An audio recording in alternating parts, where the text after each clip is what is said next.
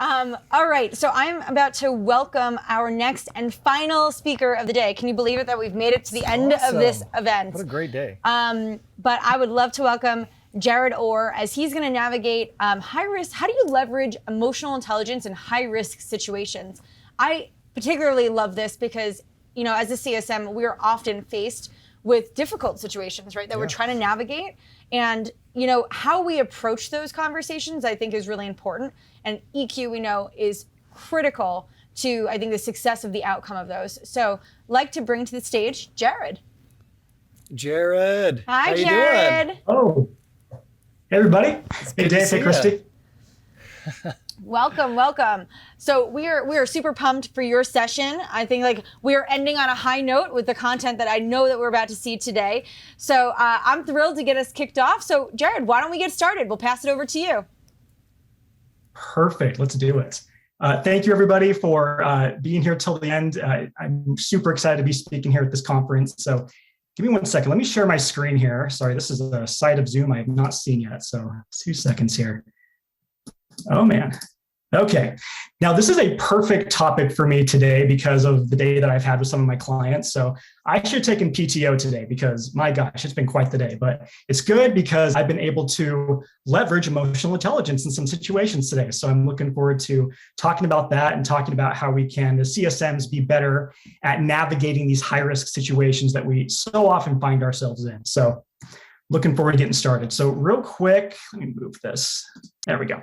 So real quick about me, I've been in customer success for almost 4 years now. And I'm currently a senior CSM at an IT company based out of New York City. And fun fact about us, we just achieved unicorn status with $1 billion in funding just about a week ago. So a lot of exciting things happening. I've never been part of a unicorn before, so it's pretty fun. For those that have been a part of it, you know what it's like. And I am currently on a mission to help 1 million professionals pivot into customer success. So if you are listening to this and that sounds like you, if you're wanting to get into customer success, please connect with me on LinkedIn. I'm happy to be your resource in any way that I can. And also, I live in Arizona with my wife and baby girl. And, hold on. There we go. Sorry. And there's a picture of her. She is 6 months old. We love her very much, and she loves to sleep. So we feel very lucky. And her name is Kaylee. Okay, so again, talking to my friends who are wanting to pivot into customer success. So I'm sure you have seen all the LinkedIn posts and read blog posts and listened to podcast episodes and read some books about customer success, and you're thinking, oh my gosh, this sounds like an incredible career path. And it is. It is an incredible career path. I'm so grateful to be a part of it. Great community. But there is a hard truth about customer success that I don't think is talked about very much.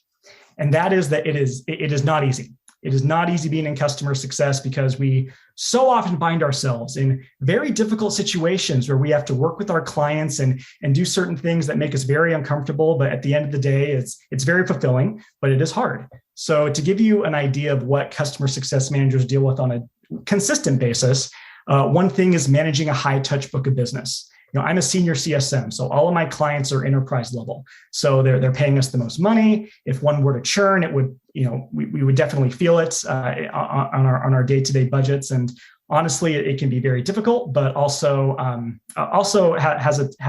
has its unique rewards as well, managing a high touch book of business. Another one is resetting expectations with an already upset client. So we've all been there. If you're in customer success, you've been in this kind of situation. So there was misalignment or miscommunication during the sales process. And now the customer is upset because the product isn't as easy as they thought it would be to adopt, or it's not giving them the results that they want, or there are certain features they thought they would get, but they're clearly not getting.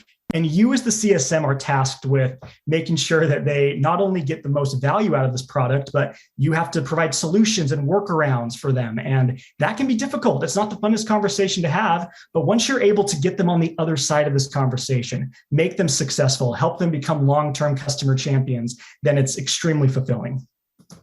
Another one is walking clients through a complex product while you're trying to learn it yourself. So like I said, I work for an IT company. I don't come from IT. I come from a SaaS and tech background. So I'm learning the world of IT and our products specifically, and while at the same time trying to become a trusted advisor to my clients. And again, not easy. And sometimes I find myself in very high-risk situations where I have to ask for help, and I'll get to that in just a second. But this is something that a lot of CSMs, a lot of new CSMs have to go through. And then trying to save a client from churning when you have 10 other clients with pressing needs. So we've all been in these kind of situations. So how can customer success managers navigate these complex, high-risk situations while still being able to deliver on customer outcomes and provide a great customer experience? Well, my friends, the answer to that is emotional intelligence. So what exactly is emotional intelligence? And real quick, shout out to my friend Erica, who was on the last panel, who mentioned EQ. Thanks for doing that, Erica, for segueing my segment into all of this. So appreciate that. But what exactly is emotional intelligence? So there's a lot of podcasts and books and posts and blog posts about it, but really it all comes down to what I think are 5 critical components of what makes up emotional intelligence. So I'm going to talk about each one of those through the lens of customer success. So the first one is self-awareness. You have to know yourself first. You have to know your unique skills, your unique strengths and anxieties and weaknesses before you even start building a relationship with your customers. So it starts with you. I'm going to get into this in more detail in future slides, but that is, okay, I just did all 5 of them. Okay.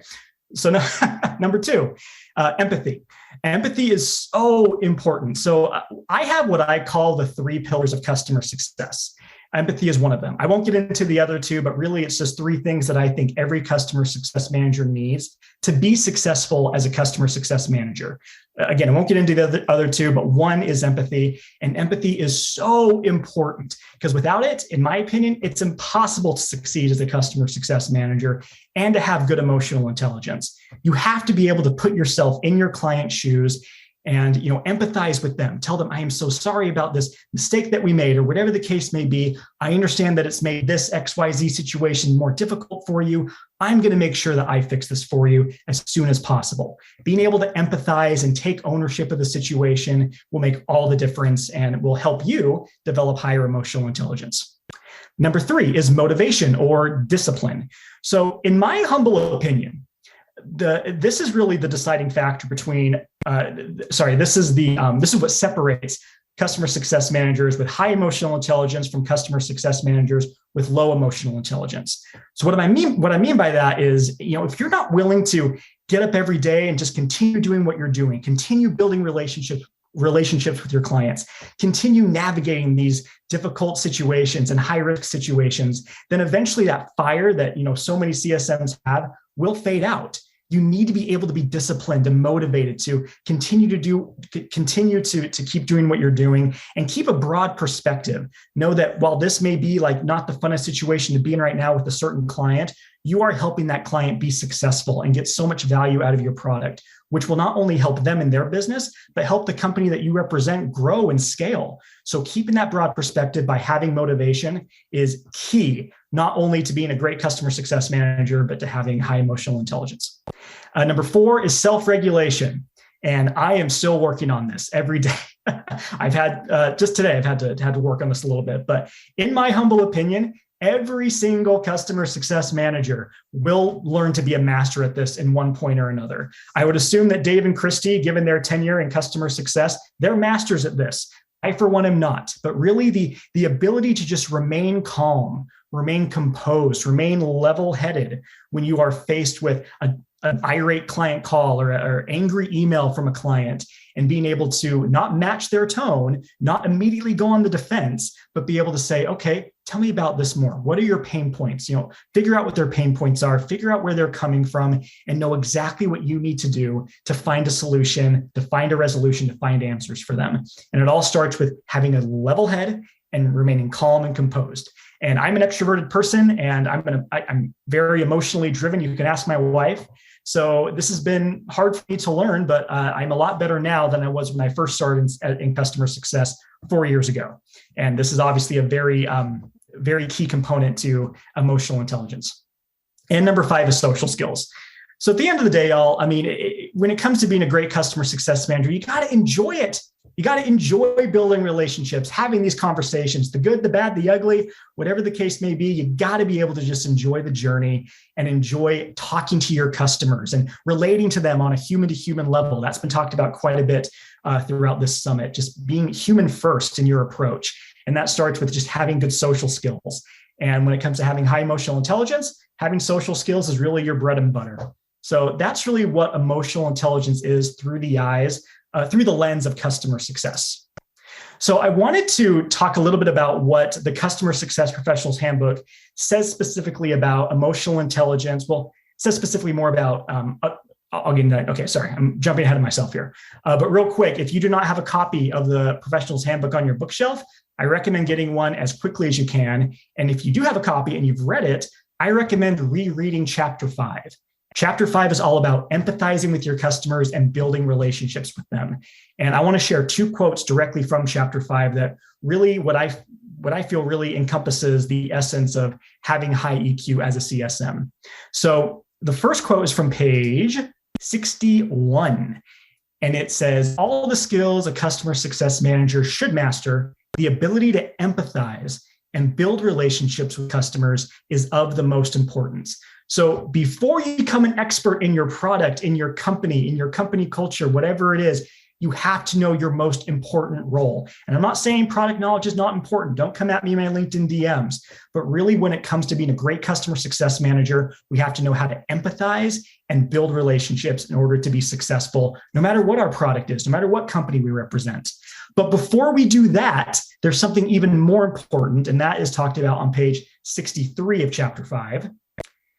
And that says, before you approach your customer to establish and grow a genuine relationship, acknowledge your stress levels so you can have a better chance of controlling them in a better way for you, your company, and especially your customers.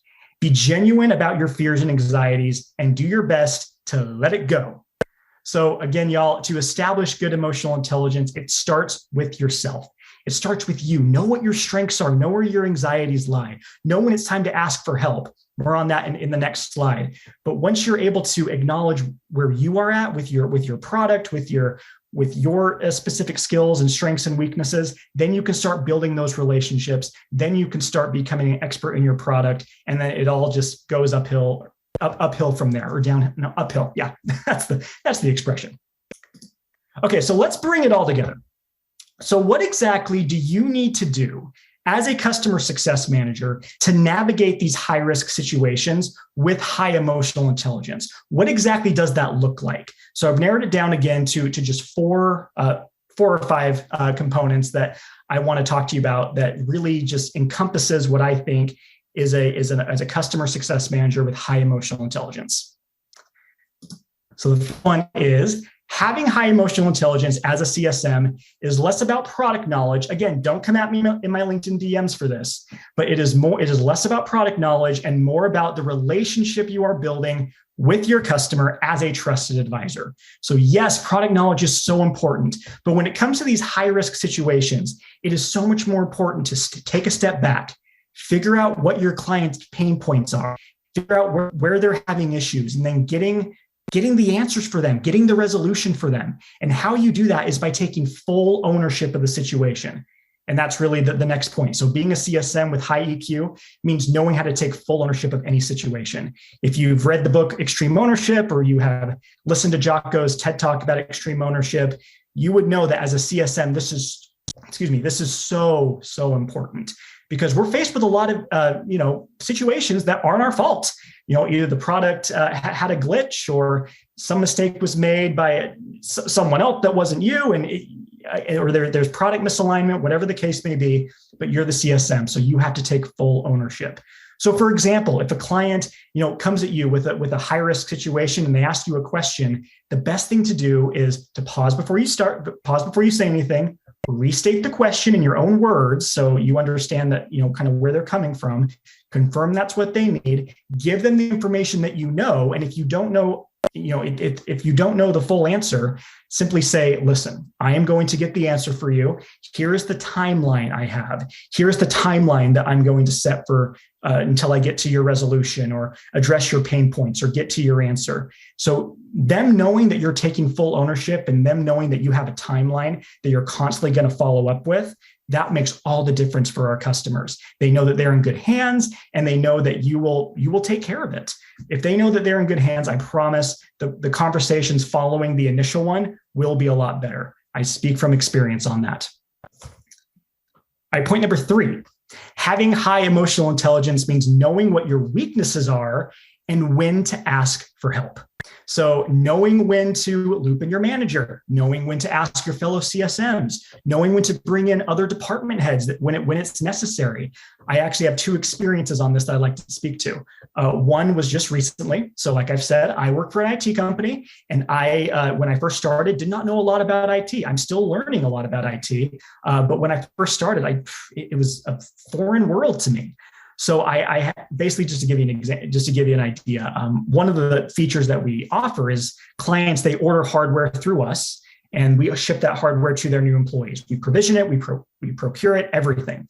And one of my clients was having issues with the shipping, and things weren't being provisioned like they should. So he told me what the issues were. And instead of just saying, hey, let's hop on a call right now, I went to my director of logistics and I said, hey, listen, I've got this client. They're having issues with XYZ. Here are their questions. Can you hop on a call with us and just address some of these pain points and, give them some best practices? Luckily, she agreed, and the call went extremely well. Not only was my director of logistics able to actually walk them through the best practices of, the hardware and provisioning and the shipping and everything like that, but she was also able to provide them with a product roadmap, give them some updates on exciting new things that were coming this quarter and next quarter when it came to this specific issue they were having. And the client, they left that call not only being more informed on the best practices of this specific situation, but they also were very excited about what was coming up. And, they even told me, like, I'm excited for this. Keep me updated. And I'm like, absolutely, I will. So that was a good experience when it comes to looping in a department head. Another experience I had when I was a brand new CSM, I was working at my first CSM gig at a social media marketing company. And if you ever worked at a social media marketing company, you probably know that it's a fast-paced environment. And this one specifically, because we had a lot of products. We had big products, small products, all with different features and levels. It was pretty crazy, a lot to take in. And basically I was brand new, and I had this client that just gave us a really bad NPS score, and they were using one of our biggest products, spending quite a bit of money with us. So instead of just going into this executive business review with this client, kind of just thinking that I could handle it, I go to my manager first. I say, hey, listen, I've got this client that I have an EBR with, and they are not adopting this product very well. They gave us a bad NPS score. Can you walk me through this product? Can you give me a high level overview and tell me what I should be focusing on when presenting this and helping them get the most value out of it? And like any good manager would, he agreed, and we had a good conversation. He gave me some good training, and long story short, the EBR went very well. I was able to use what he trained me on and use that in the executive business review, and client found a lot of value in it because eventually we got some good NPS scores from them. So win-win situation. So when it comes to asking for help, that means that you have a good amount of emotional intelligence. You're able to realize, okay, these are my weaknesses. This is where I don't know a lot. How can I bridge this gap? Who can I loop in? Who can I ask for help? And it'll make all the difference in the world for not only your progression as a customer success manager for your company and for yourself, but also for your clients. So know when to ask for help, and don't be shy, because one thing about customer success people, we're all people. We're here to help. So don't be afraid to ask for help no matter what the situation is. And the fourth and last point. So while customer success has its differences at every organization, the principles to handle high-risk situations are universal. So I've been a customer success professional at 3 different organizations. And let me tell you, it has been vastly different how each organization does customer success. It has a lot to do with the products and the services that the business offers and so forth, the company culture and just their customer success processes. So it's very different no matter where you go. Every time I'm talking to someone who's wanting to break into customer success, I tell them that, it's very different with every company that you apply for and interview for. So just keep that in mind. But when it comes to navigating these high-risk situations, everything I've talked about up to this point, my friends, it's universal. I can tell you with each product that I've represented, with each company I've represented, I've used these principles during these situations, and it has worked very well. So that I can promise you that no matter what product you represent, having high emotional intelligence will make all the difference on how you're not only able to represent the product and represent the company, but be an effective customer success manager for your clients. All right. So just bringing it all home here. If you're not going to if you didn't pay attention to anything I said up to this point, please let it be these last 4 points that I make. If you want to be an emotionally intelligent customer success manager, just remember this. It starts with you. Be self-aware, know your strengths and weaknesses. Start there. It starts with you. Take full ownership of the situation. My friends, that just goes without saying. Like, I don't know how I can explain that more. Just take full ownership. Number 3, consistently follow up and communicate with intent. Be an outrageously great communicator. Communicate with intent. Always be following up. Always be updating your clients when you're navigating these, high risk situations and addressing their issues, so they know that you not only are taking full ownership, but that you have their back and that you're on the top of your game. Because again, the initial conversation may be tough, but if you're able to take full ownership and consistently follow up and overly communicate, each conversation should get better and better as you come to a resolution. And the last one, stay positive and remain human first. Being human first has been talked about a lot during this summit. So I don't think I have to explain exactly what it means, but we are humans and we are working with humans. This is a human first profession. So if you're able to see your customers as fellow humans and be able to stay positive throughout the whole situation, I promise they will see that in you. They will know that you care about them. And every conversation, like I said, will get better and better as you get closer to a resolution. All right, I'm almost out of time. So let me just go to my last slide here. Please connect with me on LinkedIn, Jared Orr, CSM. I'm more than happy to connect with anybody and be a resource, but go out there, be high EQ CSMs, and I look forward to connecting with everybody very soon. Great example of CSM who has high EQ, and kudos for everything you've done. Super impressed about your goal to get a million professionals in the CS space. Is that right? How do you do that, Jared? Uh-oh, Dave, I don't think I can hear you. I'm sorry. Oh. I might do. Can you hear me, Jared? Jared, can you hear me? Yes, I can hear you, Christy. Oh, it's Not because Dave. We've muted Dave because he didn't have anything of value to contribute to the conversation. I was like, he's talking, but I can't hear him. Oh my gosh. Yeah, no. So Dave was really enamored by the goal that you have of helping a million professionals get into the customer success space. So tell us a little bit about that. Not only where did you come up with that? I want to know, how are you measuring that? You know me, I love data. Well, I literally just started that mission like a week ago. So I'm not measuring it quite yet, but really what it comes down to is when I graduated college back in 2017, like I had no idea what I wanted to do with my career. No idea at all. I don't know. I just felt really inadequate, had a lot of imposter syndrome, didn't think I could do much. And now in just such a short amount of time, seeing where I'm at in my career, I'm like, man, I want to help other people do the same thing. Not just college graduates, but I want to help people find just the perfect career path for them because I know how good it makes me feel. So I want to give back to as many people as I can. Jared, huge kudos to you. You're a great example of someone with high EQ and just somebody who's giving back to the space and beyond. So thanks for being willing to be on our summit today. And it's great to see you. Thanks for sharing all your insights. Yes, thank you both. Take care. Bye, Jared. See you, Jared.